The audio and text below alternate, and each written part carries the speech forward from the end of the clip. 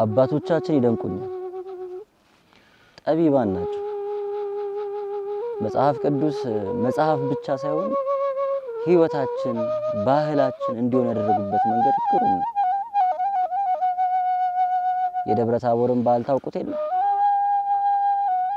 ትልቅ በዓል እንኳን እኛ በህይወት ያለነው እንኳን ቅዱሳን ሐዋርያት በዘመኑ የነበሩት ቀርቶ አረፍተ ዘመን የገታቸው እነ ነብዩ ሙሴ እንኳን መቃብር አንኳኩቶ መጥተው ያከበሩት በዓል።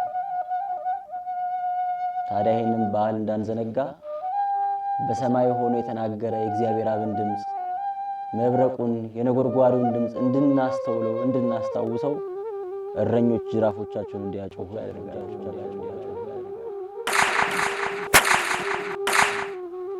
ልጆቻቸው የዘገዩባቸው እናቶች ስንቅ ይዘው መንገድ ለመንገድ መምጣታቸውን እንድናስብ እናቶቻችን ሙልሙል እንዲጋግሩ ያደርጋል።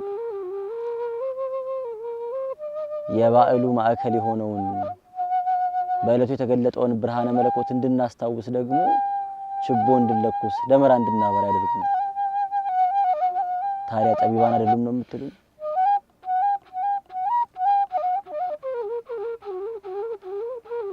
የዘንድሮን የቡሄ በዓል በተራራማው በዝጊት አቡነ ገብረ መንፈስ ቅዱስ ቤተክርስቲያን በታላቅ ድምቀት እናከብራለን።